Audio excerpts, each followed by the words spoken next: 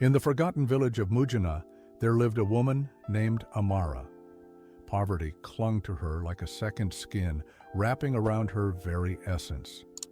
Her garments, tattered cloths that barely preserved her dignity, hung from her slender frame like autumn leaves clinging desperately to dying branches. Close your eyes for a moment and truly see her. Amara's hut stood at the edge of the village, its walls crumbling as if surrendering to the same despair that lived within her heart. When rains came, water streamed through the broken thatch roof, creating small rivers that carved paths across her dirt floor. The wind, a constant intruder, whistled through cracks in the walls, its mournful sound a perfect companion to her loneliness. Each night, Amara curled herself into a tight ball on the hard-packed earth, her dreams her only escape from the harsh reality that awaited her at dawn. And each morning, as the first golden rays of sunlight filtered through her doorway, she would awaken to the same emptiness, the same gnawing hunger, the same desperate hope that today, perhaps today, would bring change. Feel the weight of her existence pressing down, just as it might press upon your own shoulders if fate had chosen a different path for you. Amara tried everything to survive. Her hands, once soft and delicate, had grown calloused and rough from fetching water, washing clothes, and tilling other people's fields under the merciless sun. Yet no matter how diligently she worked, no matter how much sweat dripped from her brow, prosperity remained as distant as the stars themselves. The women she had grown up with, Zuri, Nia, Makina, all lived in comfortable compounds with husbands who provided and children who filled their homes with laughter. They wore vibrant wrappers and adorned themselves with beads that caught the sunlight. Their children played in the dust, creating worlds of imagination while their mothers talked and laughed together. Amara watched them from afar, her heart aching with a longing so deep it threatened to consume her. She had no husband, no children, no one to call her own.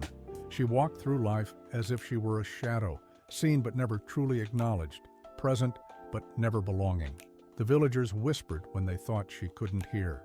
She must be cursed, they said, their voices low but their words sharp enough to pierce her heart. Born under an ill-fated star. Best keep away from her, others warned. Her misfortune might be contagious. Even the men, who might have offered her a different path through marriage, maintained their distance, fearing that her bad luck might somehow infect their bloodlines. Notice how your heart resonates with her pain, how familiar her isolation feels, in those moments when you too have felt misunderstood. Despite everything, Amara persevered. Each day she rose with the sun. Each night she fell asleep with prayers on her lips. She continued, hoping that someday the universe would shift in her favor, that the spirits of her ancestors would finally hear her pleas. That day had not yet come, not yet. On a particularly scorching afternoon, when the heat shimmered above the ground like restless spirits, Amara carried her meager possessions to the river. The water sparkled beneath the relentless sun, a brilliant display of light dancing across its surface. She knelt at the riverbank, plunging her hands into the cool water, feeling momentary relief as it caressed her parched skin. As she scrubbed her tattered clothes against smooth river stones, a sound disrupted the rhythm of her work, footsteps approaching from behind. Amara turned quickly, her heart accelerating like a startled gazelle. Standing before her was a woman unlike any Amara had seen in Mujana. She stood tall and regal, draped in fabrics so exquisite they seemed woven from the night sky itself. Gold adorned her neck, wrists, and ankles, each piece catching the sunlight and throwing it back with blinding intensity. Her skin glowed with an unnatural luminescence, and her smile, sharp and calculating, sent an involuntary shiver down Amara's spine. "Greeting," the woman said, her voice flowing like honey, sweet, yet somehow unsettling. "This sun is most unforgiving, isn't it?" Amara blinked, uncertain if heat exhaustion had conjured this apparition. "Greeting, sister," she replied, her voice barely audible, above the river's gentle flow. The woman moved closer, her movements fluid and graceful, like a predator stalking its prey. "I am Tafuna," she introduced herself, "and you are Amara. I've been watching you for some time." Amara's eyes widened. How did this stranger know her name? Fear and curiosity battled within her chest. Tafuna's smile deepened, as if she could read the questions forming in Amara's mind. "I know many things about you. I know you wake each morning wondering if today will finally bring change. I know you sleep each night with an empty stomach and a heart full of unanswered prayers." Feel yourself leaning forward, just as Amara does, drawn inexorably into the mysterious woman's words. "I have a proposition for you," Tafuna continued, her voice dropping to a hypnotic cadence. "A simple business arrangement that will transform your life completely." Amara remained silent, entranced by Tafuna's presence and perplexed by her words. Tafuna reached into a pouch hanging at her waist and withdrew a bundle of crisp currency notes. The sight of so much money, more than Amara had ever possessed, made her breath catch in her throat. "My business is simple," Tafuna explained, her eyes never leaving Amara's face. "You will collect used undergarments from the villagers. Bring as many as you can gather. For each collection, I will reward you generously." "Undergarments?" Amara repeated, confusion evident in her voice. "Why would you want—" Tafuna raised her hand, silencing Amara mid-question. "The why is not your concern," she said, her tone suddenly sharp. "Your concern is only the how, and the reward that awaits you." She pressed the money into Amara's trembling hands. The notes felt cool against her palm, their weight substantial and promising. "Remember," Tafuna said as she turned to leave, her voice once again flowing like honey. "I'll be waiting. Do not disappoint me." Before Amara could ask more questions, Tafuna was gone, seeming to dissolve into the shimmering heat waves rising from the ground. Amara sat motionless by the riverside, the money clutched tightly in her hand, her thoughts swirling like leaves caught in a whirlwind. What kind of business involved collecting undergarments? Why was Tafuna willing to pay so handsomely for such items? The proposition made no sense, yet the money in her hand was undeniably real. For the first time in years, Amara felt something unfamiliar stirring in her chest. Hope, dangerous and intoxicating. Imagine that feeling of possibility when a door unexpectedly opens, when opportunity suddenly presents itself after a lifetime of closed pathways. Amara gathered her wet clothes and made her way back to her hut, her heart pounding a rhythm of anticipation and apprehension. That night, sleep eluded her as she turned Tafuna's proposition over and over in her mind. By dawn, she had reached a decision. With the money Tafuna had given her, Amara went to the market in the neighboring village. She purchased several colorful calabashes, basins, and bowls, items every household needed and valued. Her plan was taking shape. Rather than directly asking for undergarments, which would surely raise suspicions, she would offer a trade that seemed reasonable. The sun was high when Amara returned to Mujana, her arms laden with bright vessels that caught the eye. She approached the first compound where an elderly woman sat grinding millet in the shade of a neem tree. "Good day, Mother," Amara greeted, setting down her wares. "I've started a new venture. I'm exchanging these beautiful calabashes for old clothes you no longer need, garments, wraps, even undergarments." The old woman looked up from her work, her weathered face creasing with suspicion. "Undergarments? What kind of trade is this?" Amara's heart raced, but she maintained a calm exterior. "It's for repurposing fabrics," she explained, the lie coming easily. "Everything can be transformed into something useful. Look at this fine calabash. Wouldn't it serve you better than clothes that sit unused?" The old woman's eyes lingered on a particularly vibrant blue basin. Without further questions, she disappeared into her hut, emerging moments later with a bundle of old clothes topped with several worn undergarments. "Take them," she said, reaching for the basin. "They've served their purpose for me." Amara felt a twinge of guilt as she handed over the basin, but the weight of the money Tafuna had given her and the promise of more quieted her conscience.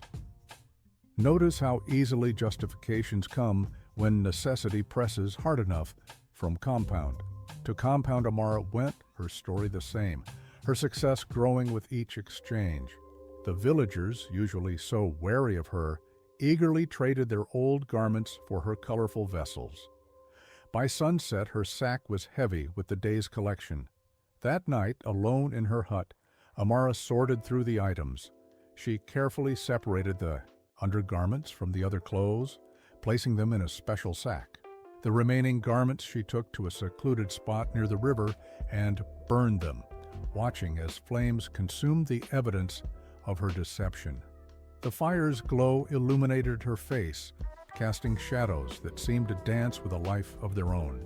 The following evening, as darkness settled over Mujana, Amara made her way to the appointed meeting place by the river.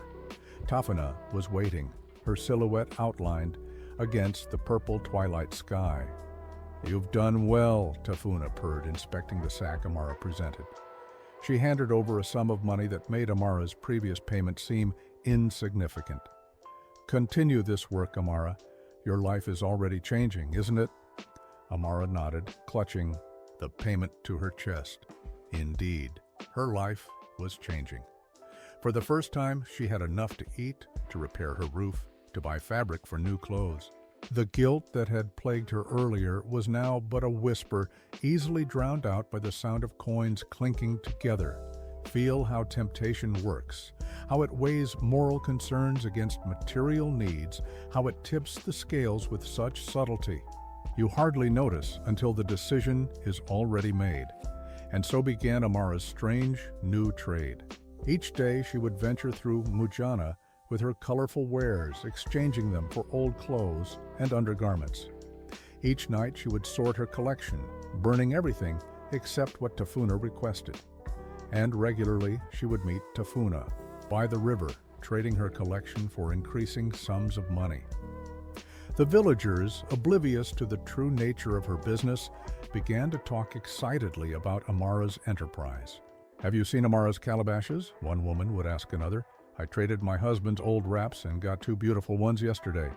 "Yes, her bowls are excellent for serving yam," another would reply. "I'm saving some old clothes for when she comes around again." Word of Amara's trade spread beyond Mujana to neighboring settlements.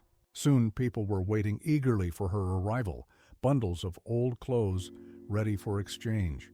The demand for her colorful vessels grew so great that Amara had to travel to distant markets to replenish her stock. As Tafuna's payments continued to flow, Amara's transformation became impossible to ignore.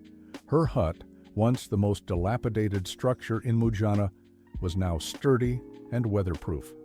The torn mats that had served as her windows were replaced with woven screens that kept out insects while allowing breezes to enter.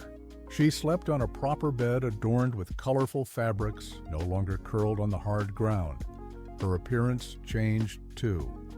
The gaunt, haunted look that had marked her face gave way to the softness that comes with regular meals. Her clothes, once rags, were now vibrant wrappers that complemented her tall frame. She walked differently as well, with confidence rather than shame, her head held high instead of bowed. The villagers noticed these changes and began to treat Amara differently. The whispers of cursed faded, replaced by talk of her clever business sense. Women who had once avoided her now greeted her warmly. Men who had looked through her as if she were invisible now saw her, their eyes lingering appreciatively on her transformed figure. Witness how quickly perceptions shift when circumstances change, how conditional acceptance can be, how the same people who once shunned can suddenly embrace. But while Amara's days were filled with success and newfound respect, her nights harbored a growing unease. Each meeting with Tafuna felt increasingly unsettling. The woman never explained why she wanted the undergarments, and Amara never asked, honoring their unspoken agreement. Yet sometimes, as Tafuna took possession of the sack, Amara thought she saw something flash in the woman's eyes, something ancient and hungry that made her blood run cold. Unknown to Amara, her activities had caught the attention of Jelani, a woman whose compound stood adjacent to hers. Jelani had always been observant, her keen eyes missing little that happened in Mujana. She had watched Amara's transformation with interest, but something about it troubled her. Why did Amara leave her hut late at night carrying bulging sacks? Where did she go, and why did she return hours later with no sack but a strange, distant look in her eyes? Most puzzling of all, why did she burn some of the clothes she collected, as Jelani had once observed while gathering firewood near the river? Feel curiosity taking root, questions multiplying like seeds in fertile soil. One moonless night, driven by suspicion that would not rest, Jelani wrapped herself in a dark cloth and waited outside her compound. As she anticipated, Amara emerged from her hut, a heavy sack slung over her shoulder. Moving with the stealth of a hunter, Jelani followed at a safe distance. The path to the river was familiar, but transformed by darkness into something wild and unknown. Jelani's heart hammered in her chest as she crept from shadow to shadow, careful to remain unseen. The only sounds were the distant call of night birds and the soft rustle of leaves stirred by the gentle breeze. Finally, they reached the riverside clearing. Jelani crouched behind a cluster of tall grasses, her breath catching in her throat at the sight before her. Tafuna sat on a large rock, her figure illuminated by candles arranged in a perfect circle around her. The flames burned with an unnatural steadiness, neither flickering nor bending despite the night breeze. Tafuna's rich garments seemed to absorb and reflect the candlelight, creating an aura that shimmered around her form. Amara approached, dropping her sack at Tafuna's feet without a word.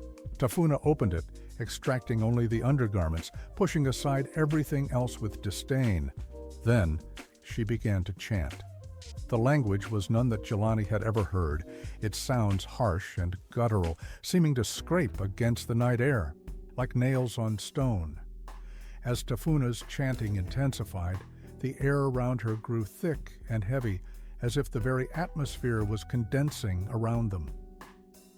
Jelani watched in horror as Tafuna raised her hand skyward, the undergarments suspended between them. Suddenly, impossibly, the garments began to dissolve, transforming into wisps of luminescent smoke that Tafuna inhaled deeply through her nose and mouth. A ghastly laugh erupted from her throat, echoing across the water and reverberating through Jelani's very bones. Terror gripped Jelani so completely that she feared her heart might stop.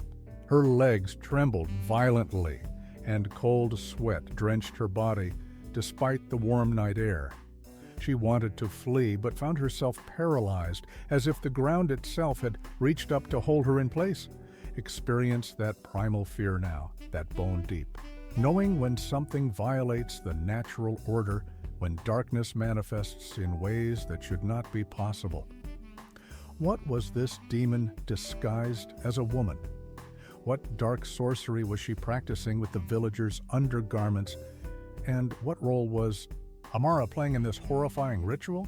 With trembling limbs and lungs that seemed unable to draw sufficient air, Jelani finally managed to tear herself away from the scene. She stumbled back through the forest, each shadow now a potential threat, each sound a possible pursuer.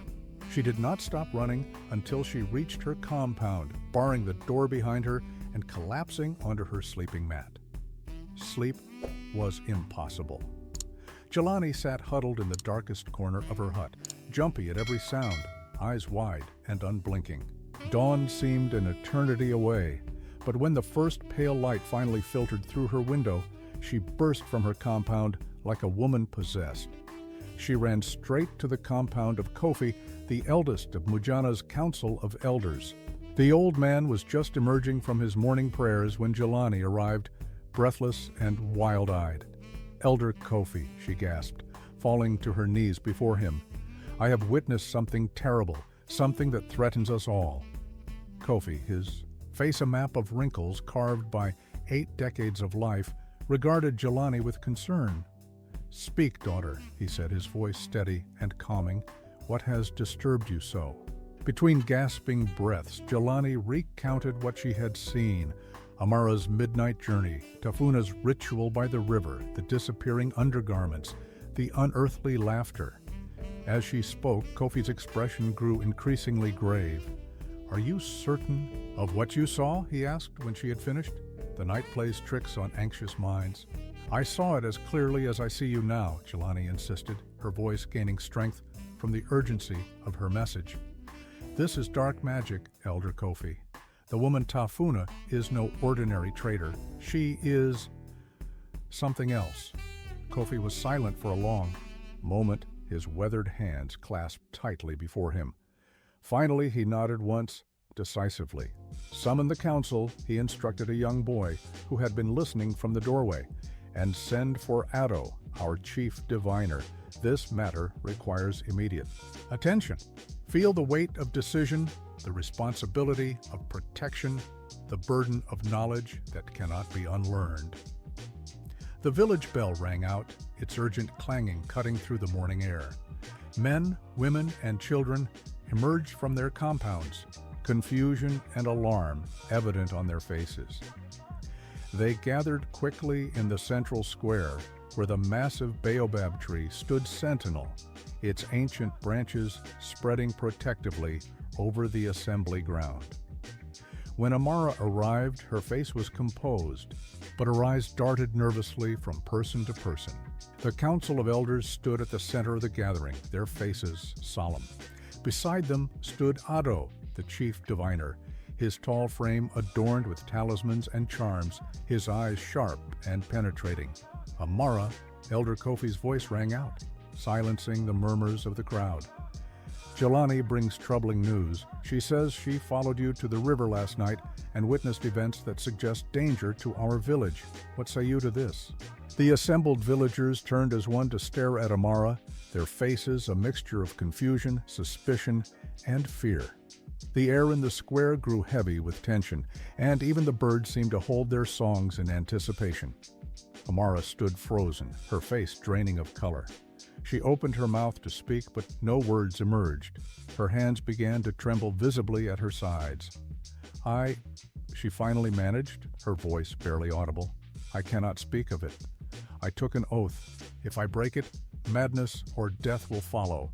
A collective gasp rippled through the crowd. Whispers erupted like hissing flames. "An oath? What kind of oath?" "Dark magic, it must be. I knew there was something unnatural about her sudden wealth." Elder Kofi raised his hand, and silence fell once more. He turned to Addo. "Chief Diviner, can you break this oath's hold?" Addo stepped forward, his staff striking the ground with each deliberate step.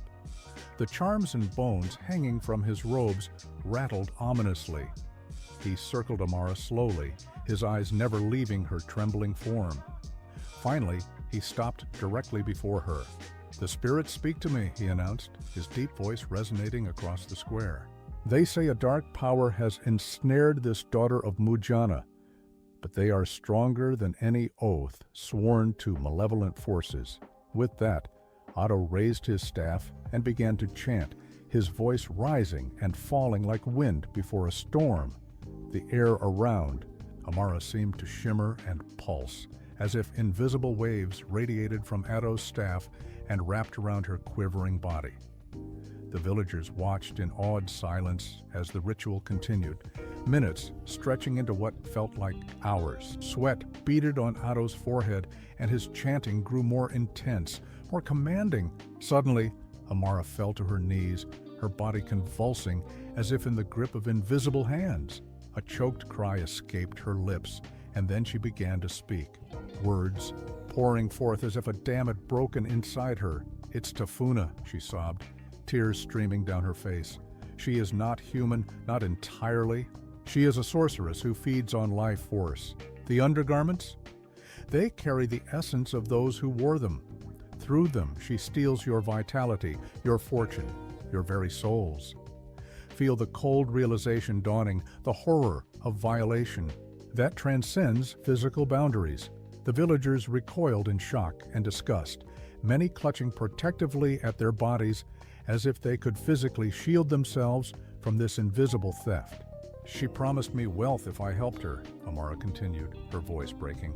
"She said if I refused or spoke of our arrangement, she would drive me mad or strike me dead. I was desperate." So desperate. The hunger, the shame, the loneliness. It was too much to bear. I am sorry." Elder Kofi's face hardened like clay baked in the sun. He turned to Addo. "How do we fight this evil?"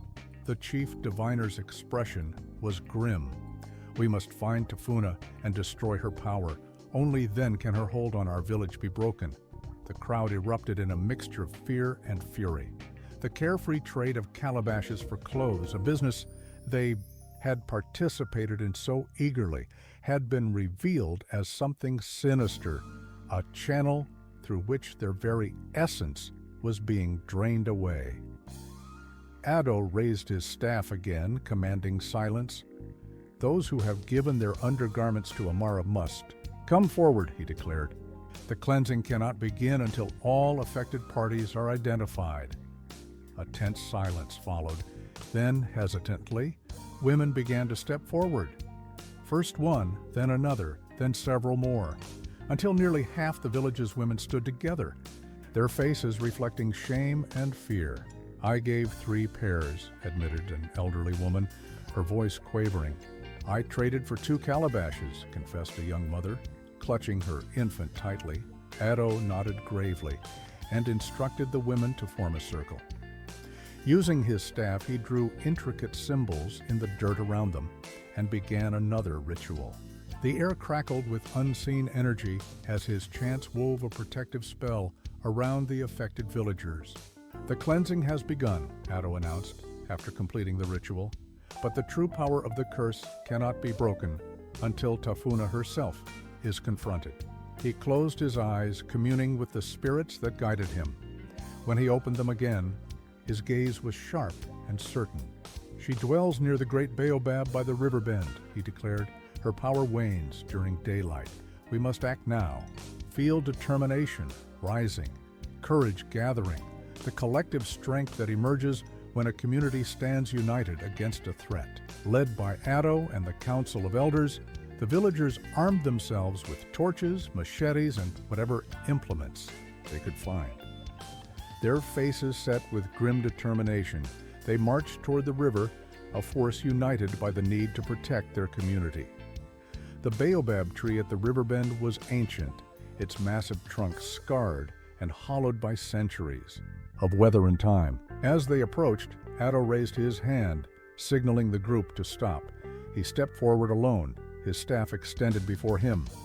"There," he said, pointing to an opening at the base of the tree, partially concealed by tangled roots and vines.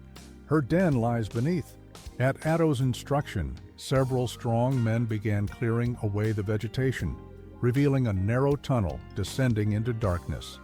The air that wafted from the opening was foul and cold, carrying the scent of decay and something else, something ancient and malevolent. "Bring her forth," Addo commanded. 2 brave hunters entered the tunnel, torches held high. The crowd waited in tense silence, the only sounds the distant call of riverbirds and the nervous shuffling of feet. Minutes later, shouts echoed from within the passage, followed by the sounds of struggle. The hunters emerged, dragging between them a figure that barely resembled the elegant woman Amara had described. Tafuna's rich garments were now tattered and stained, her once luminous skin dull and waxy. Her eyes, however, burned with malevolent fury as she was hauled into the sunlight. She hissed and thrashed, her movements unnaturally quick despite the strong grip of her captors. "Fools!" she spat, her voice no longer honeyed but sharp and grating. "You dare challenge me? I have consumed generations of life force. Your pathetic village is but a morsel to me." Addo stepped forward, unintimidated. He began chanting again, his staff pointed directly at Tafuna's heart. As his words gained intensity, Tafuna's struggles became more desperate, more frenzied. She cursed and threatened her body contorting in ways that seemed to defy the limitations of human anatomy. Meanwhile, under Addo's direction, villagers swarmed into the underground den, destroying the artifacts of her dark craft, bowls of strange liquids, candles made from substances too disturbing to identify, and small cloth dolls bearing snippets of fabric that the villagers recognized with horror as pieces of their own undergarments. With each item destroyed, Tafuna's screams grew more agonized, her supernatural strength visibly waning. When the last of her tools was smashed, she collapsed to the ground, suddenly appearing frail and ancient. "It is done," Addo declared. "Her power is broken." The villagers dragged Tafuna back to the assembly ground. There, bound to the baobab tree at the center of the square, she awaited the village's judgment. Elder Kofi addressed the crowd, his voice heavy with the weight of justice. "This creature has fed upon us without our knowledge or consent. She has stolen not just our possessions, but parts of our very selves. Today, her reign of terror ends." Without further ceremony, the villagers carried out the sentence. Stones were gathered, and as one community, they delivered judgment upon the sorceress who had preyed upon them. Tafuna's final screams echoed briefly before fading into silence. When it was over, a solemn hush fell over the assembly ground. The air felt lighter somehow, as if a heavy cloud that had hung unseen over Mujana had finally dissipated. Birds sang again, and the breeze carried the scent of ripening fruit. Rather than fear, feel the relief washing over you, the restoration of balance, the return to rightness in the world. Addo raised his hands toward the sky. "The village is free," he announced, "but let this be a lesson to all. Evil thrives where desperation and greed find fertile ground. We must remain vigilant, not just against outside threats, but against the weaknesses within our own hearts." The villagers nodded solemnly, the weight of the day's events settling upon them. Though Tafuna's dark influence had been eliminated, the memory of how easily they had been manipulated would remain a cautionary tale for generations to come. But the story did not end with Tafuna's death. Her curse left lasting marks on those most closely entwined with her scheme. For her courage in exposing the truth, Jelani paid a terrible price. The morning after Tafuna's judgment, she woke to darkness, her sight stolen by lingering, vengeful magic. Amara, too, suffered consequences. Her legs, once strong enough to carry heavy sacks across long distances, now barely supported her weight. Each step became an agony, her body betraying her, just as she had betrayed her community's trust. The villagers turned to Addo once more, seeking healing for these innocents who had suffered for the village's salvation. The chief diviner performed elaborate rituals, calling upon ancestral spirits for aid. Gradually, Jelani's sight returned, the world slowly coming back into focus day by day. For Amara, however, healing remained incomplete. Though Addo's rituals eased her pain, her legs remained weak, forcing her to walk with a pronounced limp, a permanent reminder of her complicity in Tafuna's dark trade. Bearing the weight of her shame, Amara knelt before the assembled village, tears flowing freely down her face. "Please," she begged, her voice thick with remorse. "Forgive me. I was blinded by hunger and despair. I never meant to bring harm to Mujana, to any of you." The villagers' response was mixed. Some, remembering their own desperate times, found compassion in their hearts. Others, still feeling violated by her betrayal, turned cold shoulders toward her pleas. No one cursed her openly, but the whispers continued, now carrying new judgments.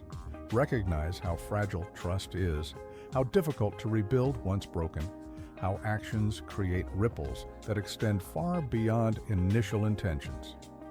As days passed into weeks, Amara found the weight of silent judgment unbearable. The once warm greetings had turned cool. The smiles that had welcomed her now vanished at her approach. Though she was no longer the village pariah, neither was she truly accepted. One dawn, as the first golden light touched the tops of the acacia trees, Amara gathered her few possessions. Leaving behind the calabashes and bowls that had been her trade, taking only what she truly needed, she limped away from Mujana. The dusty path stretched before her, leading to unknown destinations and uncertain futures. Some villagers saw her departing figure in the distance, a small, limping silhouette against the rising sun. Few felt triumph at her exile. Most experienced a complex mixture of relief and sadness. Her name became a lesson taught to children, a cautionary tale about the dangers of desperation and the high cost of moral compromise.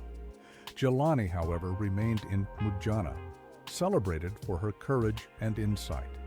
Her actions had saved the village from a fate too terrible to contemplate. In recognition of her bravery, the chief's son, Kwame, took her as his wife in a ceremony attended by the entire community. Their union symbolized the village's recovery, a new beginning built upon truth and vigilance.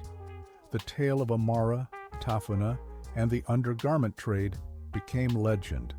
Around evening fires and in the shade of afternoon gatherings, elders recounted the story to wide-eyed children, emphasizing its lessons. Remember, they would say, their voices dropping to a whisper that commanded attention. Evil often comes disguised as opportunity. What seems to offer escape from one problem may lead to difficulties far greater than you could imagine. Though Mujana eventually returned to peace and prosperity, the memory of those dark days lingered in their customs and practices. Strangers bearing trade goods were viewed with polite suspicion.